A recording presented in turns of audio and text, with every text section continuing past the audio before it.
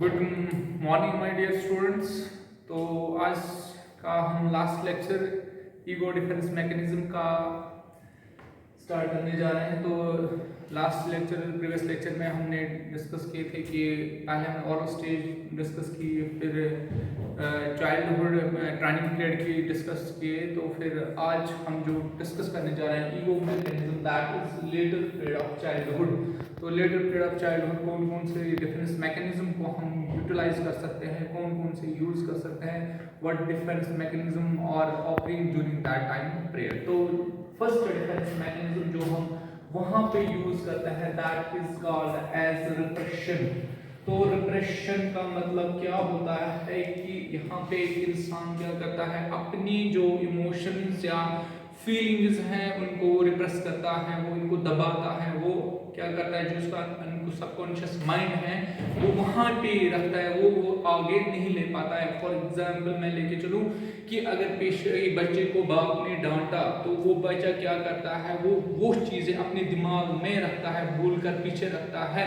But उस बच्चे को क्या प्रॉब्लम होती है, वो आगे जाके एक जो रिलेशनशिप है, सोशल रिलेशनशिप है, फ्रेंडशिप है, वो ये बना नहीं पाता है, क्योंकि इसके जो बाप ने डांटा होता है वो इमोशंस को छुपा के पीछे रखता है दिमाग में, और फिर आगे वो किसी को बोलता ही नहीं है, और उसकी वजह से he is not able to form a relationship, that is called as repression. तो और दूसरी बात ये होती है कि जो इंसान होता है इसके अनप्लीजेंट एक्सपीरियंस होते हैं, वो ये कहाँ पे रखता है, वहाँ पे अनकॉन्शियस माइंड में, वहीं पे वो बहुत टाइम तक रखता है, that is called as a repression. उसके बाद है second defence mechanism, that is called as rationalisation. तो अगर मैं रेशनलाइजेशन की बात करूं, रेशनलाइजेशन दैट मीन्स यहाँ पे ये इंसान कुछ रीजन देता है, पर्टिकुलर रीजन देता है, पर्टिकुलर लॉजिक देता है, ताकि उस पे जो सामने वाला है वो उस पे वापस वार ना करे। तो एक एग्जाम्पल से मैं समझाऊंगा कि रेशनलाइजेशन मीन्स, फॉर एग्जाम्पल आप स्टूडेंट जो होता है वो हॉस्टल में रहता है, वहाँ पे पढ़ता है, फिर जब वो उसका फाइनल एग्जाम होता है तो वहाँ पे वो फेल हो जाता है। अब ये इंसान खुद को बचाने के लिए, खुद को डांटने से बचाता है, ये क्या करता है, ये घर वालों को क्या बोलता है कि जो हॉस्टल का एनवायरनमेंट है that was not favourable for studies, that was unfavourable for studies, ताकि जो आगे जाके उसको डांट पड़ी वो उससे वो बच जाता है। तो इसी चीज को हम बोलते हैं रेशनलाइजेशन, क्योंकि यहाँ पे इसने लॉजिक दिया कि जो मेरा हॉस्टल का एनवायरनमेंट है वो स्टडीज के लिए ठीक नहीं था, that is called as rationalisation. तो these are two different mechanisms जो ऑकर का होते हैं लेटर पीरियड ऑफ चाइल्डहुड। कौन कौन सा, that is repression and second is called as the rationalisation. Okay, तो दीज आर तीन स्टेज हमने पढ़े, ओरल स्टेज, ट्रेनिंग पीरियड, और third is the later period of childhood. This was the three phases of defence mechanism. अब हम जो last phase हम discuss करने जा रहे हैं that is called as latency phase. तो अब हम last period of defence mechanism जो हम डिस्कस करेंगे दैट इज लेटेंसी फेज। तो लेटेंसी फेज में कौन कौन सा डिफेंस मैकेनिज्म ऑकर होता है, तो उनमें से सबसे फर्स्ट वाला दैट इज प्रोजेक्शन। तो यहां पे भी ये projection means he is blaming someone, यहाँ पे प्रोजेक्ट कर रहा है कि इस वजह से मुझे ये हुआ है, खुद पे नहीं लेता है, क्योंकि अपना डिफेंस मैकेनिज्म अप्लाई करता है। इस प्रोजेक्शन में क्या होता है, फॉर एग्जांपल अगर एक इंसान की सर्जरी हुई होती है हॉस्पिटल में, तो आफ्टर सर्जरी उसको घर लिया गया होता है, तो आफ्टर डिस्चार्ज किया गया होता है, फिर ये इंसान क्या करता है, अगर उसको कहीं पे कोई प्रॉब्लम होती है, कोई पेन होती है, कोई इंस्ट्रूमेंट अंदर रहता है, तो ये वहां पे कोई भी सर्जरी में इशू होता है, तो यहाँ पे ये क्या करता है, ये ब्लेम करता है किसको, डॉक्टर को या ब्लेम करता है किसको, नर्स को, क्योंकि वो वहीं पे थी, उसी की वजह से मुझे ये प्रॉब्लम हुई। अपने पे अगर उसने खुद किया होता है ये अपने पे ब्लेम नहीं लेगा, यहाँ पे प्रोजेक्ट करता है टू द अनदर पर्सन की इस पर्सन की वजह से मुझे ये प्रॉब्लम हुई है। That is called as projection. आई बात समझ। उसके बाद है next defence mechanism that occur during latency phases, that is called as isolation.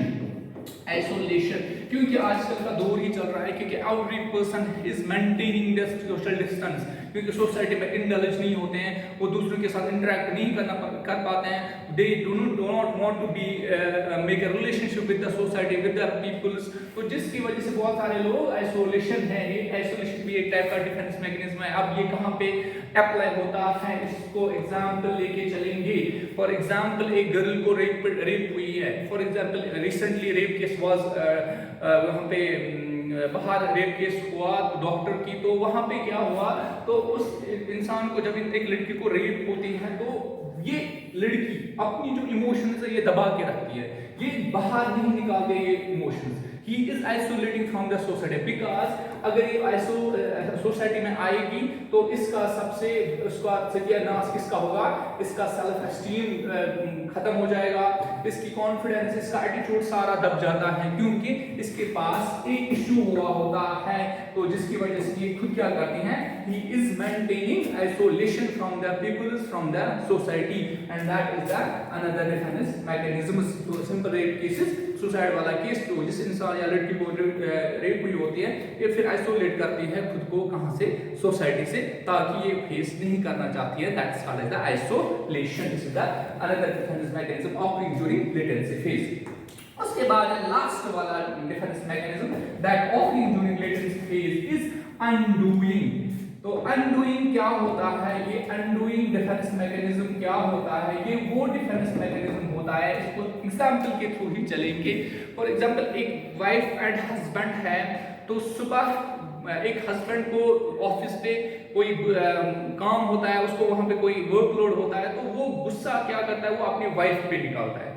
पहले इसमें ये अपना गुस्सा करता है, फिर वापस उस रेस्पॉन्ड पे आता है। अनडूइंग मींस वापस उस पे आता है। For example in the morning एक हस्बैंड ने एक वाइफ को डांटा, तो डांट के बाद जब वो ऑफिस चला गया, वहां से वापस आके इसने एक बंच ऑफ फ्लावर्स लाया, वो अपने वाइफ को दे दिया, ताकि जो उसका जो गुस्सा पहले इसने किया था उसको वापस उस मोड पे लाया। That is called as undoing. एक नेगेटिव इमोशंस को फिर से कन्वर्ट करना किसमें, पॉजिटिव इमोशंस में, that is called as undoing.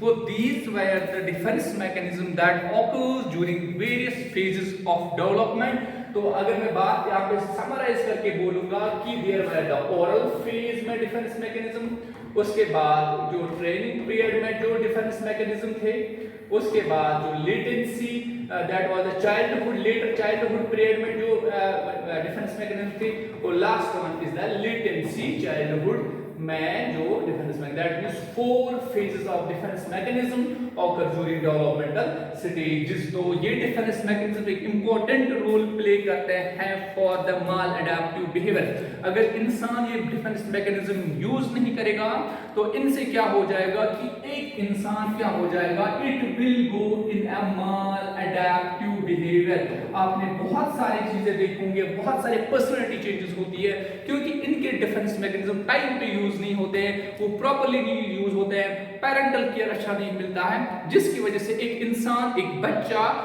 सफर हुआ होता है किसका, एक माल एडेप्टिव बिहेवियर, एक डिस माल एडेप्टिव पर्सनालिटी। तो these were the defence mechanism, ego defence mechanism. तो आज ये टोटल टॉपिक कंप्लीट हुआ है। तो नेक्स्ट डे हम नेक्स्ट टॉपिक लेके आएंगे। तब तक के लिए good bye and have a nice day.